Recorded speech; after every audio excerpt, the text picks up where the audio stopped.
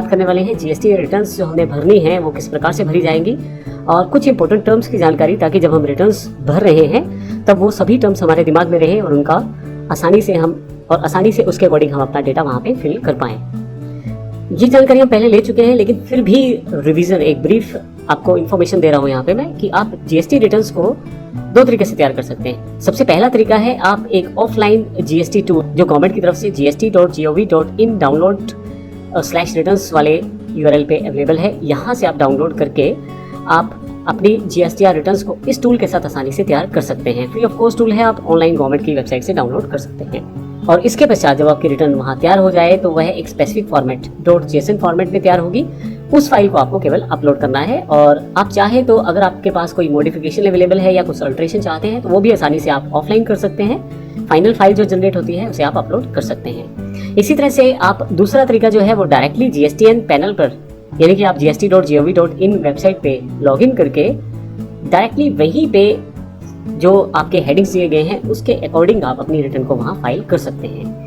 अब ये रिटर्न का जो फाइल करने का प्रोसेस है ये हम अभी आगे आने वाले सेशंस में देखने वाले हैं, लेकिन अभी जो इंपॉर्टेंट बात हमने बात की है GSTR रिटर्न जो दो तरीके से हम लोग बना सकते हैं, ऑफलाइन ऑनलाइन। लेकिन दोनों केसेस में हमें ऑनलाइन ही रिकॉर्ड उसका मेंशन करना है। जब हम ऑफलाइन बना लेंगे तो एक फाइल अपलोड कर देंगे ताकि हमारा जो डेटा है वो हमारे पैनल में स्टोर हो जाए। तो इस तरह से हम अपनी रिटर्न्स को तैयार कर सकते हैं। इसके अलावा काफ़ी सारी हेल्प अवेलेबल है gst.gov.in पे। परंतु इससे पहले कि हम रिटर्न्स को भरना सीखें, मैं आपको GSTR 1 के कुछ इंपॉर्टेंट टर्म्स हैं वो क्लियर करना चाहता हूं, ताकि जब हम रिटर्न्स को तैयार करें उस समय हमें इन टर्म्स में कंफ्यूजन ना रहे। सबसे पहला टर्म है B2B, registered business to registered business. जब एक बिजनेस से दूसरे बिजनेस पर आप अपनी किसी प्रोडक्ट को सप्लाई करेंगे, अब उस केस में चाहे परचेज है या सेल्स है, दोनों केसेस में ये B2B माना जाएगा उन रजिस्टर्ड यूजर्स के लिए जो GST से रजिस्टर्ड हैं, अर्थात जिन पे GST नंबर है। तो मैन्युफैक्चरर है, होलसेलर्स हैं, ट्रेडर्स हैं, जो एक तरह से एक बिजनेस से दूसरे बिजनेस में जो माल को सप्लाई करते हैं, वो सभी इस कैटेगरी में आते हैं। और इस कैटेगरी में डायरेक्ट हम कस्टमर से डील नहीं करते। तो पहली कैटेगरी B2B है। दूसरी कैटेगरी हमारे पास है B2CL, अर्थात बिजनेस टू अनरजिस्टर्ड कंज्यूमर। ये एक तरह से रिटेल कैटेगरी है, जैसे करियाना का स्टोर है या मेडिकल स्टोर है, जिसमें डायरेक्ट कस्टमर आ रहा है और आप उसको प्रोडक्ट बेच रहे हैं। लेकिन इसमें ये B2C कैटेगरी दो सेगमेंट में बटी हुई है, एक दूसरा नंबर है और एक तीसरा नंबर है। B2C अर्थात business to unregistered consumer, L का मतलब लार्ज से है, अर्थात आपकी बिलिंग अगर 2.5 लाख से ऊपर है और इंटरस्टेट यानी कि दूसरी स्टेट की बिलिंग है, तो उस केस में आपको बिल वाइज डिटेल देनी जरूरी है। और इस केस में जो एंट्रीज आती हैं वो B2CL कैटेगरी में आती हैं। और इसके अलावा जो बाकी बिलिंग है वो B2CS में आ जाती है, अर्थात जो 2.5 लाख से कम वाले इंट्रा या इंटर स्टेट की ट्रांजेक्शन है वो सारी आप यहाँ पे स्टोर कर सकते हैं। हालांकि इंट्रा स्टेट ट्रांजेक्शन ज्यादा भी हो सकती है, B2CS में आप वो सारी की सारी स्टोर करने वाले हैं। मैं फिर से बता दूं, B2C का अर्थ यहाँ डायरेक्ट कस्टमर को प्रोडक्ट देने से है, कंज्यूमर को प्रोडक्ट देने से है। इसके पश्चात है CDNR। CDNR का मतलब है क्रेडिट डेबिट नोट रिफंड। जब भी आप किसी को क्रेडिट नोट काटे किसी के लिए या किसी के लिए डेबिट नोट इशू करें या कुछ रिफंड करें, तो ऐसे केस में आपको नंबर वाइज डिटेल देना होता है, क्रेडिट नोट का, डेबिट नोट का या रिफंड वाउचर का। और जब आप क्रेडिट डेबिट नोट या रिफंड नोट जो है, रिफंड वाउचर जो है, रजिस्टर्ड बिजनेस को यानी कि जिसके पास GST नंबर है उसको इशू करते हैं, तो CDNR कैटेगरी के अंतर्गत इसको रखा जाता है। परंतु अगर आप किसी अनरजिस्टर्ड को ये सब चीजें इशू करते हैं, क्रेडिट नोट है, डेबिट नोट है, रिफंड वाउचर है, तो CDNUR कैटेगरी में इसको डिफाइन किया जाता है। अनरजिस्टर्ड का अर्थ फिर से यहाँ पे उस डीलर से है जिसपे GST नंबर ही है। EXP यानी कि एक्सपोर्ट कैटेगरी। अगर आप कुछ एक्सपोर्ट करते हैं, कोई ऐसा प्रोडक्ट या कोई ऐसी सर्विस, तो उसको एक्सपोर्ट कैटेगरी में डाला जाता है। एक्सपोर्ट से रिलेटेड डिटेल्स इस कैटेगरी के अंदर स्टोर की जाती हैं। 80 एडवांस टैक्सेबिलिटी। अगर आप कुछ एडवांस अमाउंट किसी से कलेक्ट करते हैं तो ऐसे केस में GST में प्रोविजन है कि उस एडवांस अमाउंट पे भी आपको टैक्स देना पड़ेगा। तो ऐसे केस में एडवांस टैक्सेबिलिटी की इन्फॉर्मेशन और एडवांस अमाउंट की इन्फॉर्मेशन जो है 80 कैटेगरी में डिफाइन की जाती है।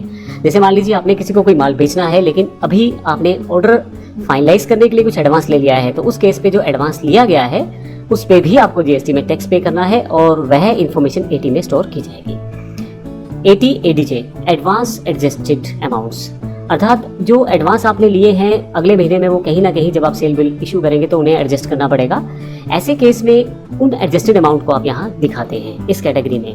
अर्थात जब मैंने ऑर्डर लिया था तो कुछ एडवांस ले लिया था, लेकिन अब जब मैं सेल्स बिल को या इनवॉइस को इशू कर रहा हूँ तो उस एडवांस को एडजस्ट कर रहा हूँ।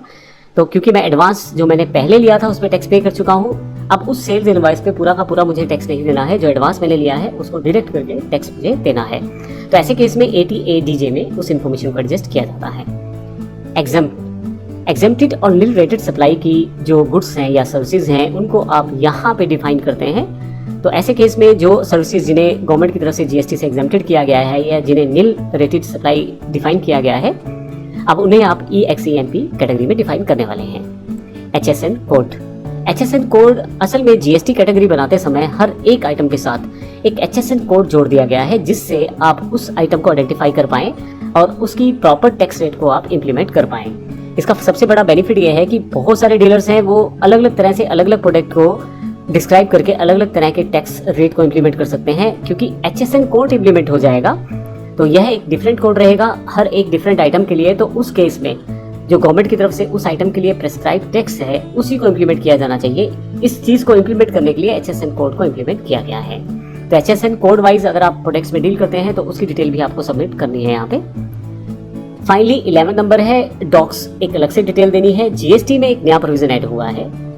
आप कितने बिल इशू करते हैं, आप कितने इनवॉइसेस इशू करते हैं, कितने डेबिट नोट इशू करते हैं, कितने क्रेडिट नोट इशू करते हैं, जो आपने रिटर्न देनी है उसमें आपको ये भी डिफाइन करना पड़ेगा। यानी कि अगर मैं जुलाई की रिटर्न भर रहा हूँ अगस्त में, तो अगस्त में मुझे ये डिफाइन करना पड़ेगा कि जुलाई में मैंने कितने इनवॉइसेस काटे हैं, 1 से लेके 10 नंबर तक या 1 से लेके 15 नंबर तक। अगर मैंने किसी को डेबिट नोट क्रेडिट नोट दिया है तो उसकी इन्फॉर्मेशन मुझे समरी ऑफ डॉक्यूमेंट्स में भी देनी है।